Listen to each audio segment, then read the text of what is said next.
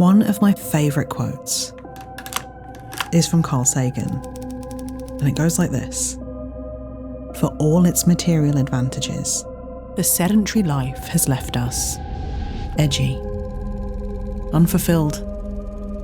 Even after 400 generations in villages and cities, we haven't forgotten. The open road still softly calls, like a nearly forgotten song of childhood. We were wanderers from the beginning. We know that exploring our world involves risk, mortal danger even, but in the name of science, ego, sheer curiosity, we'll ignore the risks and we'll do it anyway." Tonight, I want to tell you 3 stories, not of great explorers, but of ordinary people who came face to face with a terrifying reality. Out there in the wild, it can take surprisingly few mistakes, sometimes just one, to become completely lost. In a matter of minutes, we pass into a near blizzard. The wind-whipped snow swirls eerily above. The temperature drops 10 degrees in a few minutes. His name was Hans Seiler. He was a husband, a father, a teacher, and an experienced mountaineer. He was also a liar. And on the 15th of April, 1954, 10 schoolboys and 3 teachers were about to accompany him for a hike as part of their 2-week school trip to the Austrian Alps. They had very little idea of what they were about to endure, and even less that the whole thing would be documented on camera. The pictures that you're looking at now would be their last, and when they were finally published, they would leave the world stunned. How was it possible to become so lost on a routine hike? And perhaps more importantly, what kind of teacher would do something like this? But I'm getting ahead of myself, so let's start at the very beginning. The morning of the hike wasn't a morning like any other. In fact, according to those that were there, the atmosphere was electric. The night before, the boys, aged 14 to 16, had been specially selected by Hans based on their physical fitness for a day-long hike up into the nearby mountains. The route that Hans had chosen for the group was a tough but well-established 14-kilometre hike that would offer unforgettable views and a chance for both the teachers and boys to challenge themselves. These kids were only 3 days into their 2-week-long trip to Obertraun, a small but picturesque village located in the Austrian Alps. They travelled just under 7 hours from their small German town of Heilbronn, which most of the boys had never even left. This trip was supposed to be the trip of a lifetime, and so far, it absolutely had been. They'd hiked, they'd climbed, they'd laughed. It was all especially exciting because it was a chance to get away from a town that was still recovering from the ravages of war. Plus, mountaineering has always held a strong ideological place in the German collective imagination. At the turn of the century, there was, in fact, an entire German film genre dedicated to finding oneself on the mountain. The Berg film. They'd waned in popularity by the 1950s, but they'd left their mark. They were similar in spirit to, say, the American Western, except with more beer, lederhosen, dancing, and what you could really only describe as very suspicious-looking goats. I have no idea what is happening in this scene. Anyway, the goats aren't important, but what is important is Germany's ostensibly miraculous post-war economic recovery, because this meant that tourist agencies began to bombard the public with adverts calling Germans to break away from it all and answer the call of the mountains. With Tenzing Norgay and Sir Edmund Hillary's successful Everest summit in 1953, just a year prior to the boys' trip, mountain mania was officially at an all-time high, and these boys were over the moon for their first mountain adventure, with their favourite teacher no less, Hans Seiler, who would also be acting as their experienced guide. As the group of 10 boys and 4 accompanying teachers, including Hans, left their hostel at 6 a.m. on the dot, the weather report showed that conditions were ideal. Relatively mild, in fact, with some northwest winds, a cloudy sky and occasional low rainfall. Hans, or Mr. Seiler, made hostel workers aware of both their route up the mountain and their expected time of return, 6 p.m. And with that, off they all went for the adventure of a lifetime. By 6 p.m, the boys that hadn't been chosen for the hike and the remaining teachers had made their way to the hostel's communal dining hall and were waiting for the group to show up and tell them all about their exploits. But half an hour passed and there was no sign of them. As the remaining schoolboys ate their dinner and excitedly and, at the time, jealously, gossiped about the epic adventure they imagined the group were now having up on the mountain, teachers and hostel workers began to worry. That day, some unexpected snow had fallen over Obertraun, but since the forecast was okay for the mountain, nobody had been too concerned. Still, it would be dark soon, and so the hostel owner began to call around along the huts that lined the group's route.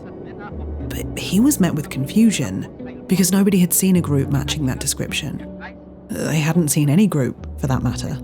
All activity had been called off because a completely unexpected snowstorm, the worst they'd seen in years, was now raging up in the mountain. The next few hours were fraught with panic and confusion as the remaining teachers, hostel workers, and then police struggled to piece everything together. Everybody was asking the same question. Why didn't the group turn around? And why wasn't there a single sign of them along their pre-agreed route? Surely somebody must have seen them. But the answer, it turned out, was simple. They'd never even stepped foot on it. You see, one of the teachers had overheard these panicked conversations and was confused, because the route hostel workers were talking about didn't sound like the route Hans was talking about in the days prior, and one of the group's accompanying teachers who had turned back around due to an afternoon meeting had done so at an inn. This definitely wasn't the route that had been pre-agreed with hostel workers. It was then that they knew the group was in serious trouble. Even though it was pitch black, 2 small but highly experienced search parties went out into the blizzard that night. One became lost and the other returned in the early hours of the morning, none the wiser as to where the group could have possibly gone. Early the next morning, with the blizzard still in full effect across the mountains, the largest alpine rescue to date began. But with freezing cold temperatures and visibility of less than 5 meters, it was extremely slow going. In this time, rescuers began to retrace the group's steps on the date of their disappearance. It was exactly as they'd suspected. Witnesses would confirm that they had indeed taken a path up the mountain, and just not the one they were supposed to have been taking. That day, at around 9 a.m, the already exhausted-looking group had been spotted at an inn on a path that was several miles from their original route. At about this time, the first snow had begun to fall, and Hans was reportedly made aware of the incoming storm by the innkeeper. This was when one of the teachers of the group, Hildegard Mattez, needed to turn around in order to make her meeting on time. At 11 a.m, the group was sighted by workers a little further up the mountain. Assuming they were lost, the workers warned them against continuing and offered to guide them back down. On both occasions, Hans shrugged off any offers of help or warnings to continue. And now I know what you're thinking if you've watched my previous video. Surely this cannot be happening again. Surely a well-respected and experienced teacher isn't about to drag his students up a mountain into a storm. Again. But alas, the bar is in hell, my friends. And in an eerily similar manner to the English calamity, just like Mr. Keast, Hans insisted that he knew what he was doing, and was overheard saying things like, "They're young boys, they just need exercise, and they just have to warm up." Beyond this last sighting at 11 a.m, the group's direction was unknown. In spite of a massive rescue effort which was broadcast across the world, their direction remained a complete mystery. That was until 9 days later, on Saturday the 24th of April, when rescuers stumbled across something approximately 1 kilometre east of the group's last known location. It was a makeshift shelter. Following the trail, rescuers continued to work their way east, deep into the mountains. Eventually, they spotted something else in the snow. Confused at first, as they got closer, they realised what it was. A hand, reaching out of the snow. Here they discovered the 2 teachers that had accompanied Hans, the newly engaged Hans Rupp and Christa Vollmer. They were found lying together underneath the snow some 3 kilometers east from their intended destination. Within a few hours, they found the frozen bodies of 8 more boys huddled together underneath a pile of branches, a temporary shelter that they appeared to have made in an attempt to stay warm. On the 14th of May, they found another boy, and then finally, on the 28th of May, they found the body of Hans and the youngest schoolboy. He was just 14. The two were found on the floor in an embrace with Hans' jacket over both of them as a blanket. Among the bodies, rescuers would find a camera with a number of photos that would tell a haunting story. Piecing it all together, what happened here was no longer a mystery, and it would turn out that Hans wasn't quite the mountaineer he claimed to be. In fact, he had been warned by hostel workers to be careful after he suggested a number of wildly inappropriate routes in the days leading up to the fateful hike. Hans really wasn't happy about this, but following the hostel's policy, he agreed upon a more suitable route.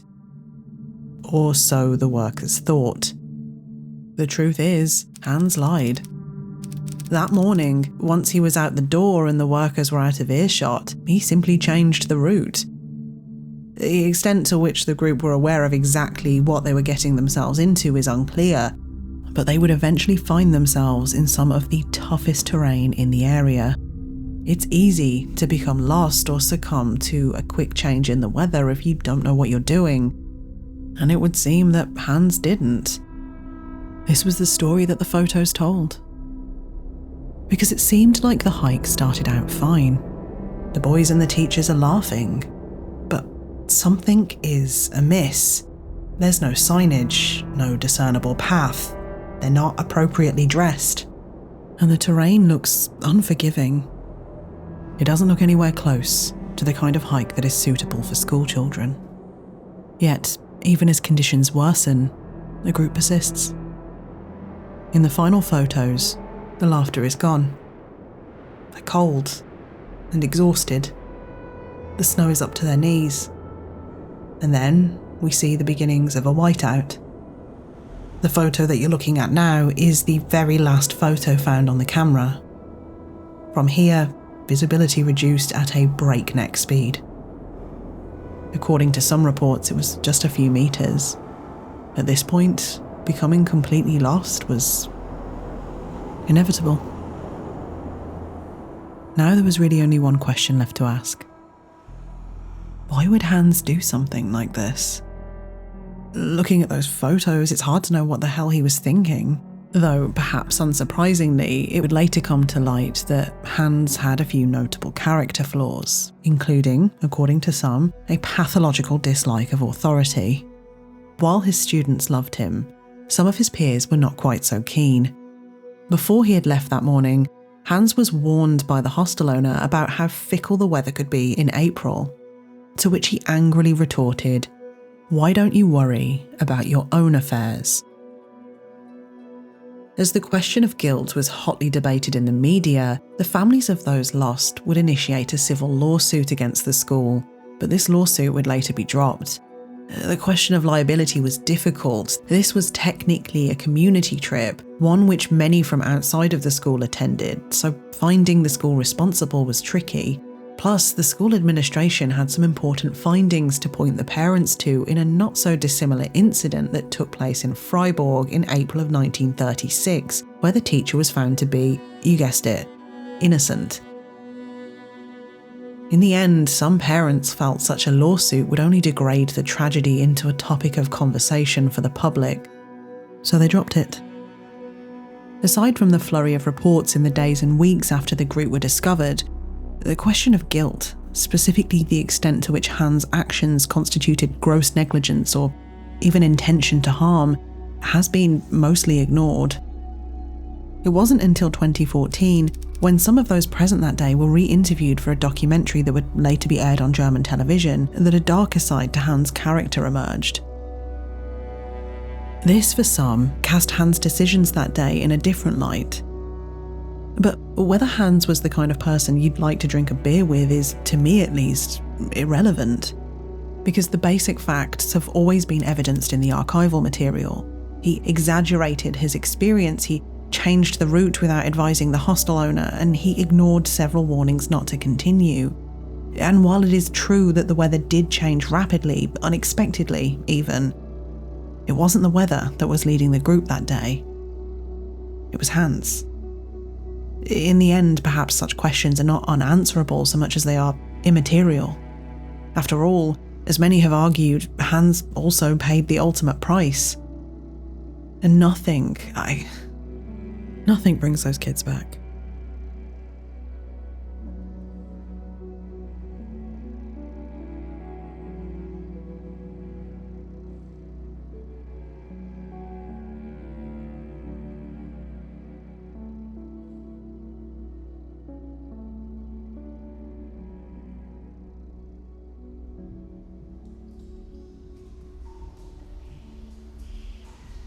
Sensation on first going underwater was of such a strange world. You get your head underwater and all of a sudden the way on looked very, very dark and intimidating.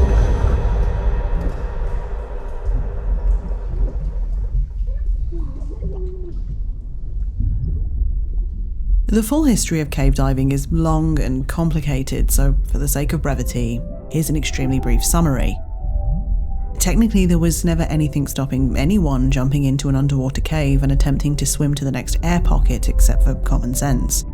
To that end, cave freediving has always existed, but the first successful cave dive with breathing apparatus would be performed by the British, who in 1935 said what I can only assume was something along the lines of "hold my beer and watch this," before crawling on their hands and knees along the floor of a submerged section of a pitch-black limestone cavern in a pair of 190-pound naval diving suits, one of which had been patched with tape.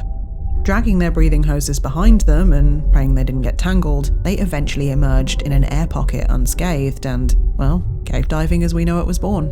Cave diving has come a long way since then, and while it has obvious utility in certain fields, it's now also practiced as an extreme sport, of which it is, statistically speaking, the second most dangerous, just behind base jumping, which is the act of literally throwing yourself off any high point of your choosing.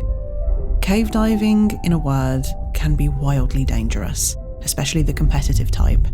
But the cave diving story we're going to look at today wasn't supposed to be like that. It was a simple, straightforward, well-rehearsed dive. And yet it would become one of the cave diving community's most viscerally horrifying stories.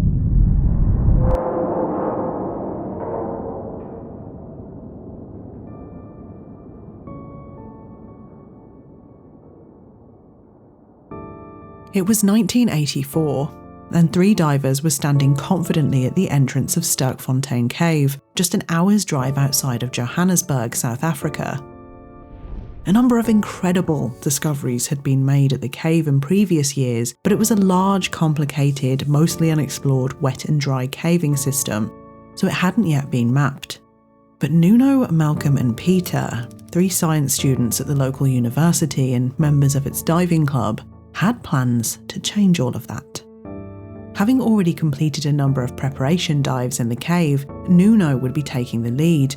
He'd be leading Pieter and Malcolm through a 125-metre submerged section of the cave via an underground lake where the water would be no more than 4 metres deep. The goal was simple: establish a permanent guideline for future dives. They'd be in and out in less than half an hour. According to Nuno, the dive was so straightforward it was almost recreational. But in spite of the dive's simplicity, there was, to quote Nuno, the excitement of exploration in the air. After all, here were 3 science students about to explore somewhere of exceptional paleoanthropological importance. No one was expecting a fully intact pre-hominid skeleton to jump out and shake their hands, but who knows what they might find.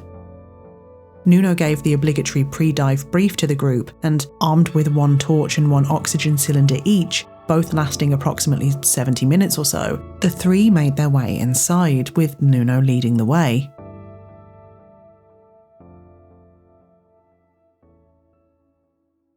Even though he was carrying 1 spare oxygen cylinder, Nuno admits that, by modern standards, we were probably poorly equipped. Though, to be fair, back then there were no formal courses for cave diving. only common sense rules laid out by various diving clubs and caving associations. After what was about to happen at Sterkfontein, though, that would all change. The first half of the dive went well. The group navigated their way to the small air pocket, surfaced, secured the end of the line, admired the cave's spectacular beauty, and made their way back. It seems that at some point, though, curiosity got the better of Pieter, because on their way back, he went off the guideline. Something he had, at least according to Nuno, who has described him as somewhat of a loner, been quite prone to doing in their previous dives, which at points had really annoyed his fellow divers.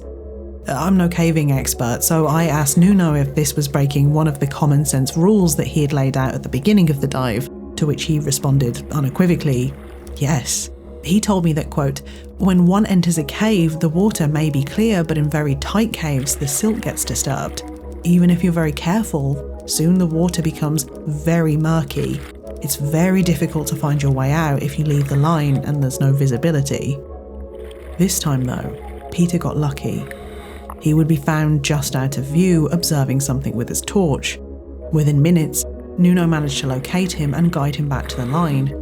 He wasn't shaken up, so checking everyone was behind him, Nuno continued to lead the group back to the cavernous room containing the lake where they had begun the dive. And when they emerged, Pieter was gone.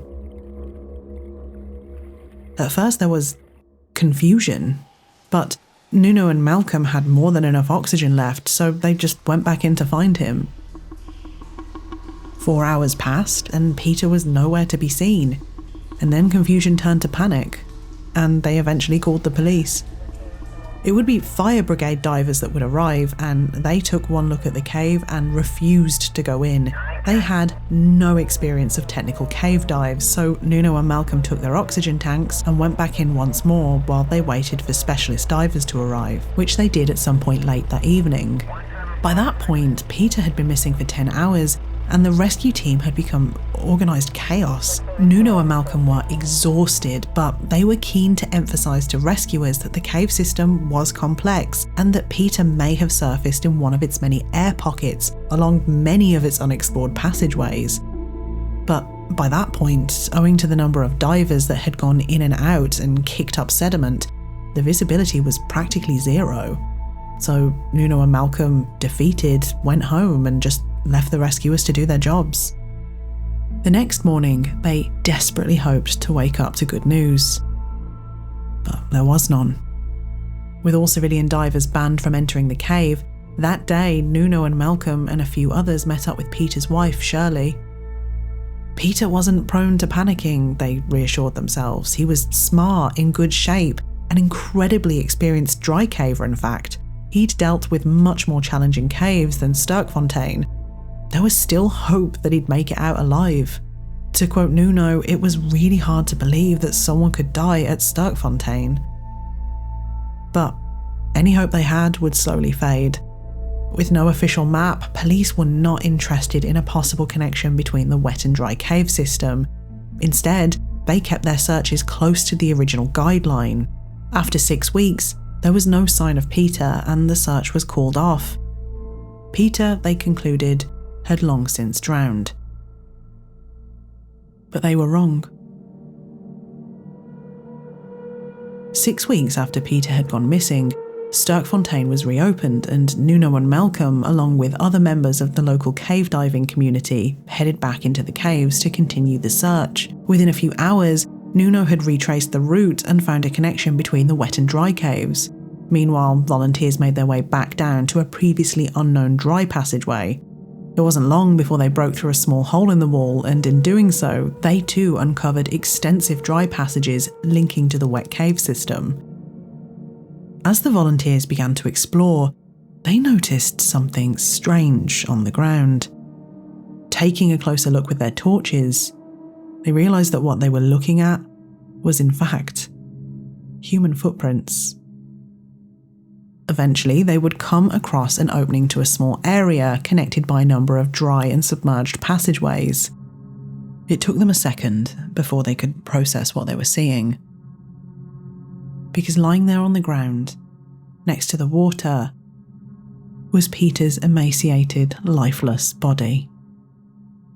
Pieter hadn't drowned. He'd starved to death. And as they looked at the clues throughout the cave, it didn't take them long to realise how Pieter had spent his final weeks. There were marks along the walls indicating that Pieter had desperately tried to get the attention of rescuers. His brand new cylinder and regulator were severely scratched from his efforts in trying to squeeze himself through the many, many tight passageways. And, somewhat confusingly, his oxygen cylinder was almost full. Pieter had enough oxygen to return, but it seems that he chose not to even attempt it. To quote Nuno, "In the fading light, he watched the water surface while calculating if it would be better to dive and never find his way back again, or sit in the darkness and wait." He chose the latter. With about an hour's worth of light in his torch, for Pieter, it was a choice between getting back in the water and hoping to find the guideline again, or staying put and hoping rescuers would just find him. And they almost did. It was later revealed that police divers had surfaced in a submerged passageway just 30 metres away. But for one reason or another, possibly because the rescuer didn't make enough noise, possibly because Pieter was attempting to find a way out through one of the other passageways, the two missed each other. It would later be found that Pieter had survived for 3 weeks in almost pitch-black darkness, the effects of which are terrifying. In absolute darkness, most people begin hallucinating within a matter of days. Now, of course, it was Pieter's decisions that got him into this situation, but make no mistake, cave diving is inherently dangerous, and even Nuno, who would eventually go on to become a world record holder, has lost track of that all-important guideline. In his case, he eventually found himself alone on a rock deep inside a cave, just like Pieter. He took a 50-50 guess at which way to go and just took the plunge. Luckily for him, he guessed correctly, but when you're face to face with the horrors of becoming completely lost whilst deep within a cave, in spite of all the training in the world, in Nuno's own words, it's impossible to completely tame the fear which could grow second by second at a relentless pace. Everyone has a breaking point when things start to go wrong. There's no doubt about that. It's only a matter of time until the monster hiding in the big black of the cave will come and get you.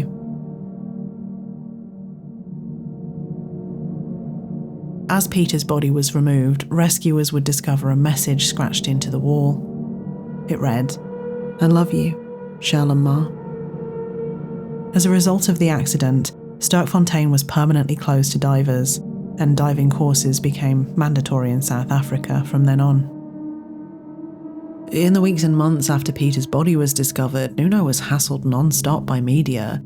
Racked with what-ifs and unable to concentrate, he had to abandon his studies for the year. The death was eventually ruled misadventure, and of course, nobody was deemed responsible, but even though it was Pieter's decision to let go of that rope, as Nuno has written in his book, this is something that he'll have to live with until the end of his days.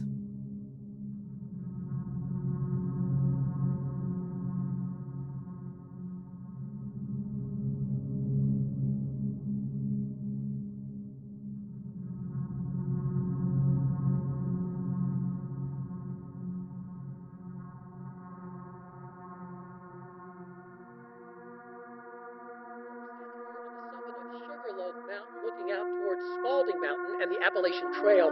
This is the path that Geraldine Largay would have taken into this valley, which you can see is just a vast wilderness. They are absolutely puzzled as to what may have happened.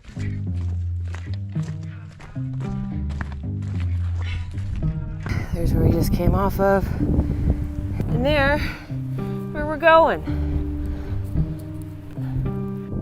The Appalachian Trail, or the AT as it's often known, is one of the quintessential American hiking trails. Lined with a plethora of sleepy red brick trail towns which tick along humbly amidst the immensity of the mountains and forests that surround them, the trail can be traced along a route of hand-painted directional signage and wooden camping huts built and maintained by its many volunteers. Less romanticised than its longer and wilder cousin, the Pacific Crest Trail, the AT offers a more navigable and user-friendly route that's marked by a strong sense of community and an abundance of what is referred to as trail magic. Just like the PCT, however, it has also acted as a sort of emotionally transformative liminal space where people come to live, laugh, love, and light any remaining notions that life is fair on fire. Media tropes aside, it's not exactly a bad plan, because clocking in at around 2,000 miles over 14 states, if you can't figure it out on the AT, then you are probably out of luck. More than 2,000 people will attempt to hike the trail in full each year, and as whimsical as I'm probably making it all sound, If you fall, you die. make no mistake, this trail is no joke, and it's not for the faint-hearted.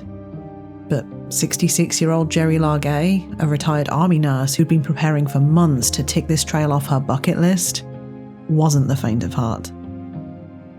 Her plan for tackling the Appalachian Trail was simple. She and her hiking partner would start on the 23rd of April in West Virginia. Her destination was Baxter State Park in Maine. Her husband George, also retired and not really one for the outdoors, would resupply the pair every few days. She was excited. This was a lifelong dream of hers, and she'd been updating her family and friends with her progress in preparing for the hike, writing in one email, "An update from Inchworm and Sherpa. Trail names officially chosen. I've picked Inchworm as that's how I feel going up any ascent. No matter how well I feel I'm doing, I'm always humbled anew on the ups. Sherpa is perfect for George, except he has a car, not a llama." She signed off all her emails with, "All the best, Gerry the AT Dreamer." Reading through all the diary entries and letters and emails that she left behind, I grew to really like her. Gerry was the kind of person that put other people at ease. She was funny. And she wasn't afraid to look silly, to sing the wrong words at the top of her lungs, to stitch big clownish pockets on her shorts so she could hold more bird food on a research trip in the South Pacific. Those shorts looked so silly, remembered her best friend Betty. But Gerry didn't care. If it got her closer to the birds, then so be it. As many of the unlikely friendships she made on the trail would attest to, Gerry possessed a streak of radical, almost intransigent idealism that often took people aback. Even if you didn't really think you could be pals with a spry old gal approaching 70, she didn't really care. Gerry started on the assumption that you were interesting and worth the time, even if you didn't think you were. I know what you're thinking, everyone lit up a room, yada yada yada. But from what I've read, I can assure you, Gerry really did. That was, at least, until one rainy day in July, when she vanished.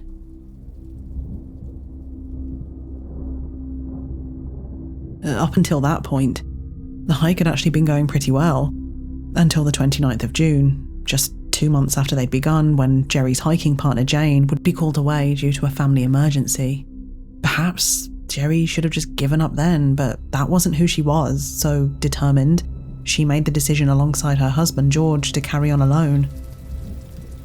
And then, just like that, on Wednesday the 24th of July, about a month after Jane had left the hike and about 3 months after the hike had begun, Gerry failed to meet George at their pre-agreed resupply point.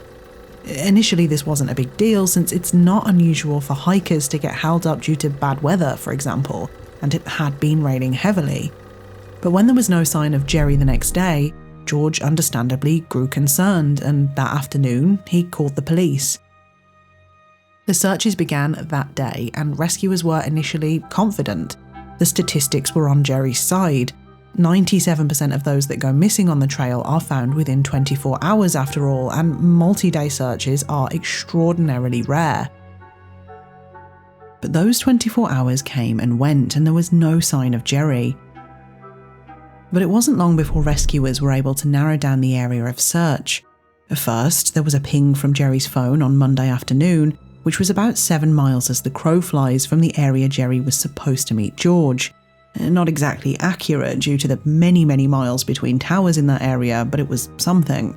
However, it was also discovered that Gerry had spent the evening of Monday the 22nd of July with 3 female hikers, and they had the photo to prove it. Typical Gerry, she'd stayed up chatting with them and they'd all gotten on like a house on fire. So they remembered her well. Gerry was then supposed to have gone on to stay at a second lean-to on Tuesday before meeting George on Wednesday, but there was no evidence that she'd ever made it to that second lean-to. It wasn't exactly perfect intel, but it was enough. One of the largest search and rescue operations in the history of Maine was about to begin. Rangers in aircraft, wardens, and volunteers on foot spent a second straight day searching a roughly 25 square mile section of the Appalachian Trail.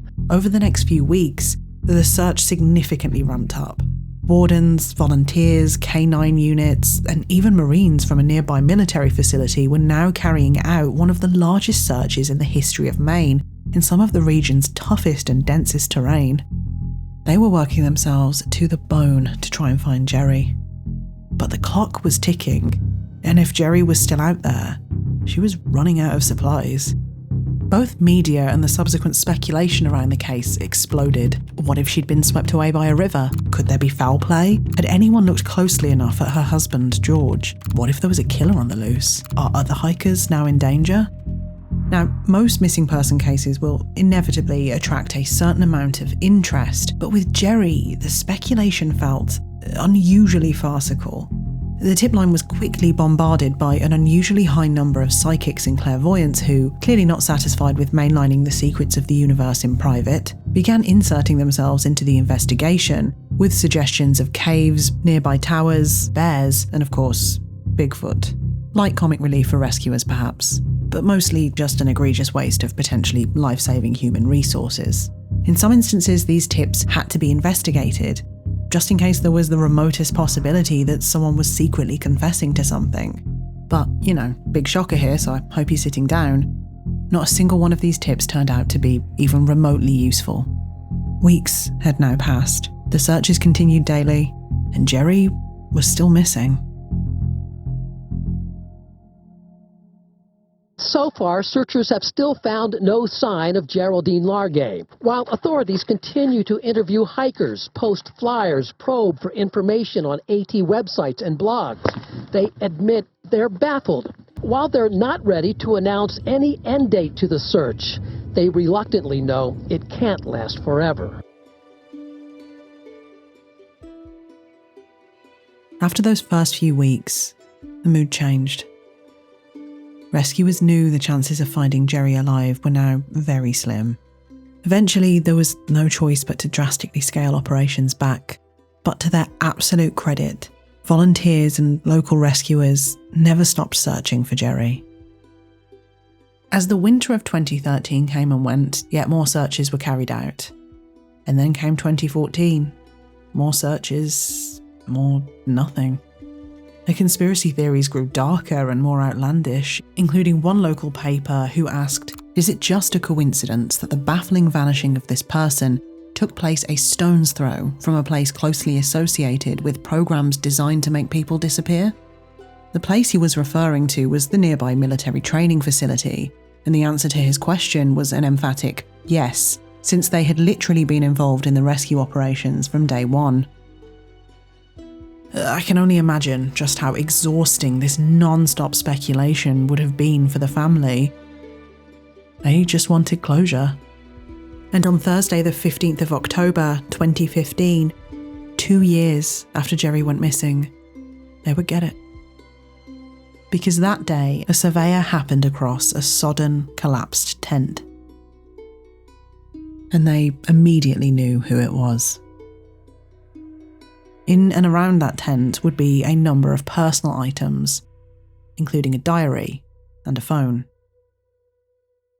Those items would tell a harrowing story. And to understand it in full, we need to go back to the beginning.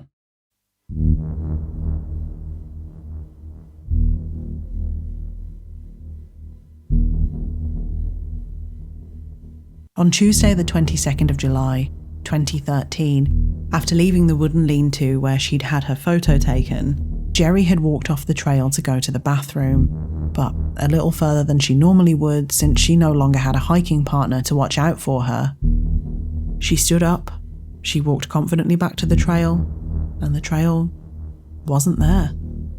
So she picked another direction. No trail, more forest. And just like that, she was lost.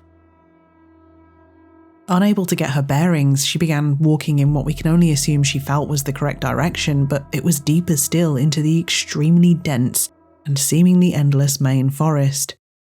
It was here that she sent a text.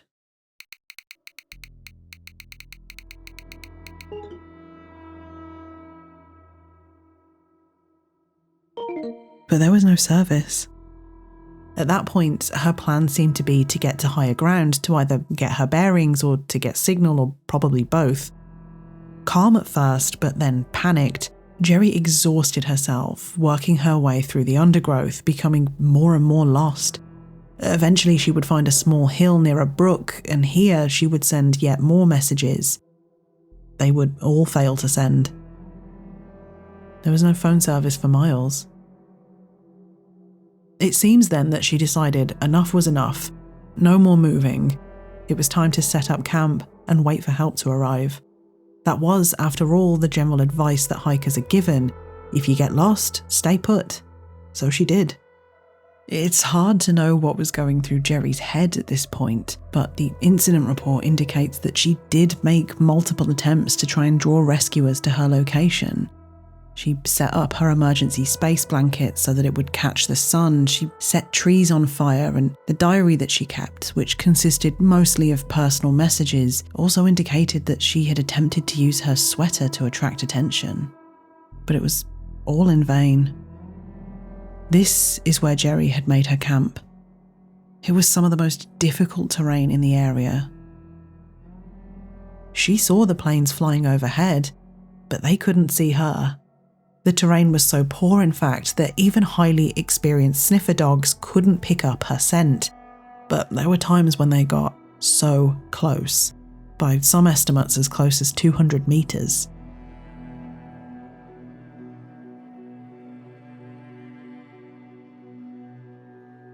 When she went missing, Gerry had just 2 days worth of food on her. Even though she had access to water from a stream, the reality was that it wouldn't have been long before she was battling significant cognitive decline.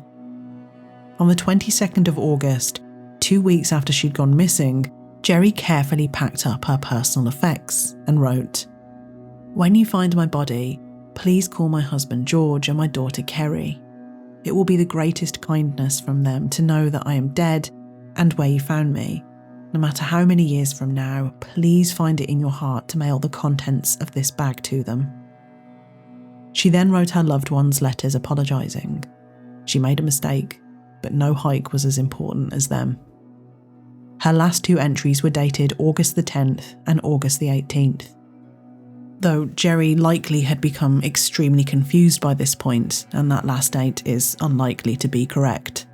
The medical examiner's report would list the cause of death as inanition. Death from exposure. Gerry had starved. In the wake of the discovery of Gerry's tent, people were understandably confused. Without full access to her diary, it's hard to know what precisely motivated her decisions. But one thing is clear. Gerry made a number of mistakes, and together they amounted to something much greater than the sum of their parts. For example, Gerry was easily turned around, at least according to her hiking partner, and there is some debate as to whether or not she knew how to use a compass properly. Sadly, even if she did, the tiny toy compass she carried just wasn't accurate enough to actually navigate with. Even though she undertook a number of practice runs, read countless books on the trail, and even sought guidance from trail experts, Gerry didn't actually know any basic survival techniques. For example, she didn't know how to start a fire or keep it going, and she didn't know to follow water downstream. Plus, due to ongoing back issues, Gerry was only able to carry limited gear, and a spot GPS tracker wasn't on this stripped-down gear list. and she didn't stay put from the minute she realised she was lost, but only after hiking for several hours to find signal. By then it was too late. She was completely lost and she started to panic. When it comes to surviving in life or death situations, one thing is clear: fear is quite literally the mind killer. In the end, the camp was less than 2 miles from the Appalachian Trail. If she knew where to walk, that walk would have been around half an hour. But alas, she didn't.